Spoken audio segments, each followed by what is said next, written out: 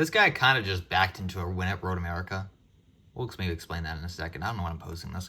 Yeah, 2-time winner this year. 2 wins more than Pato Award. Like I said, the better McLaren driver right here. He should have gotten a diecast last year, not Pato.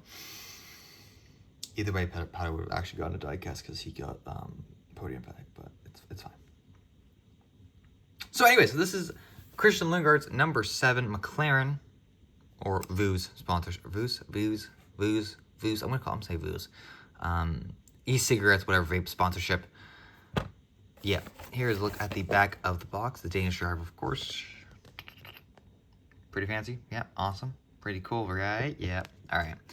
Let's just get this thing out of the box because we don't really care about the rest of this. So I don't actually remember if I've done like I think I've done a normal 2025 review, right? Yeah, I did the David and Lucas. I'm just gonna say this first up here. My desk is kind of a little dirty. This front wing looks really odd for some reason. I think it's because the nose comes out a little bit. It just feels boxy, right? Maybe it's just because the colors, but it does feel very, very boxy. Like, I don't know how to explain it, but that's what it feels like. It's heavy, though, that's for sure. It feels like an old Indycar. About time. It is nice to have that metal. First thing first, it does roll quite well. The rubber tires, of course, make it a little bit difficult. A little bit, if you put a little force onto it, specifically towards, like, the rear left or right rear there, it's a little stumbly, but otherwise, it's pretty good. Very simple paint scheme. Oh, there's blue pen from work today. Very simple paint scheme, honestly. This is probably my least favorite McLaren scheme we have this year. They just should have added some color to it. I'm sorry.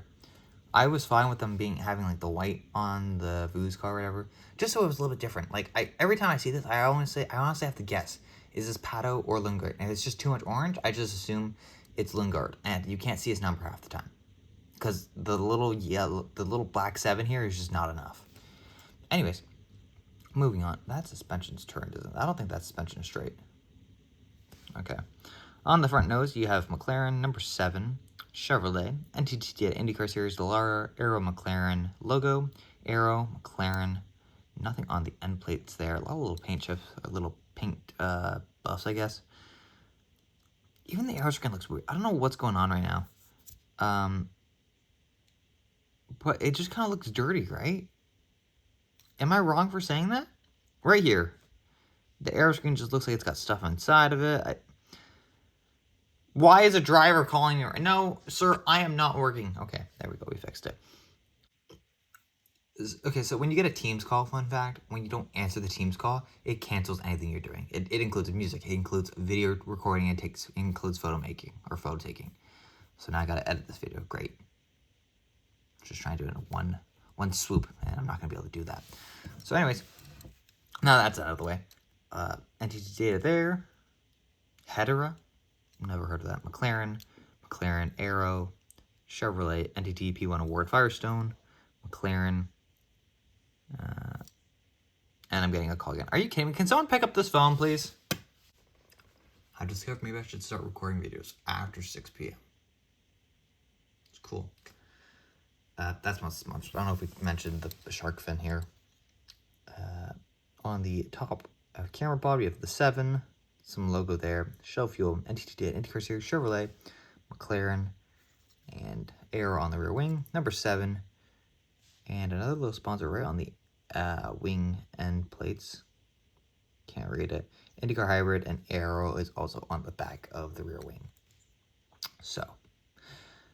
Yeah, this car just feels messy, man. Like, look at this. That must be for me, right? Do I have black on my hands? I know I have blue, but I don't think I have any black ink. No, I don't. I don't know what's going on today. I'm just getting unlucky with kind of cars. I just did the Zane Smith review. It's been a little messy. This one's obviously a little messed up as well. Consistency-wise, it's just not there. Is that a little McLaren logo? Oh, it is. All right, that's a little McLaren logo right there, is it? Could be. It could also just not be the decal on properly. You take your pick. Metal chestnut bottom looks good, but yeah, that tire is not straight. That's not straight, is it? No, it's curled. This thing's going outwards a little bit, and that's going inwards. And not at the equal amounts here. Maybe like that is straight. I don't really know what's going on with this car. We did really good, I think, with the David and Lucas car. Now it's It's going a little downhill. It might just be just the desk being dirty, but like there's a lot of random stuff. What's going on here? I don't know, man. Like, and my hands are just picking up things now, and this is not, maybe it's getting picked up on the desk, but it's because it was already there from this car previously. I don't know. Alright, well, anyways, whatever's going on there. I don't know how he won Road America, though. Like, he not wrecks, I guess, but he destroys his front wing on the initial start, backing or driving into Dixon, who kind of did a little bit of a fade, but it was like, whatever. It was, Lundgaard shouldn't have been right where he was. Then pits. I think he had to pit twice to fix the wing. Drives around, I don't know how. The cautions fall correct for him, I guess. We just never paid attention to it. Pato has an issue, blah, blah, blah. He gets the second.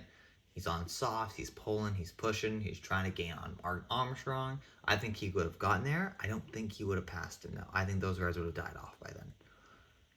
And then the Meyer-Shank car just blows up from the lead. Like, I'm actually devastated for Armstrong because he's had this coming for a while. And it just blew up on him. He was perfect all day and was actually able to beat... He was able to beat Pelot. Maybe not beat because Pelot did get a penalty. But still, he was in the lead before that. So, I don't know. Unlucky. I'm going to blame the Indycar hybrid. I don't actually think it was the hybrid this week.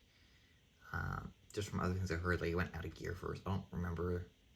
Yeah, that's what the hybrid does, but it shouldn't if they just decrease the power. It's not a good look if they decrease the power to reduce these issues with the hybrid, and then they have hybrid issues that same race, right? It just doesn't seem right.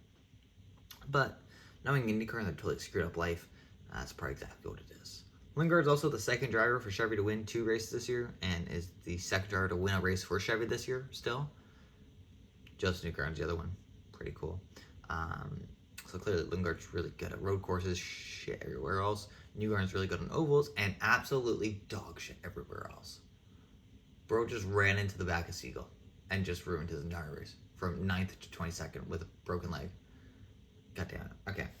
Here is the last 27 car thing that's been produced. 27, number 7, sorry. I was thinking because this driver wasn't the 27, but like I said, the white looks better, I think. Right? It gives a little bit of a distinguishing look compared to just a black and papaya orange McLaren, which we see in the Pato car. So it doesn't help us when those two are the exact same. Also, can we go back to cool McLaren fonts? I thought this year we were supposed to get one. I thought the trend was like, one year we got a really cool font, the next year we got kind of a boring font. Like, this font's really cool in 2024. Then 2025 was a little boring. And we brought back the exact same font. Like, what happened to cool fonts, man? I miss those. I really do. Who's got a cool font right now? Let me look at the side of everyone's cars. Pelot's probably got the nicest one I see right now. The Penske one, sure, but it's kind of just like, it's always been their thing. I mean, McLaren has little edges and stuff. It's just not it's not noticeable. Look at that. Look at that. See, look at that cool 90-degree corner they made. You don't notice that on the 164, honestly. Maybe a little bit now because I looked at it, but when I'm just looking at this randomly, I don't notice it. And like it's kind of boring, right? It's not cool. This number was cool. Look at that.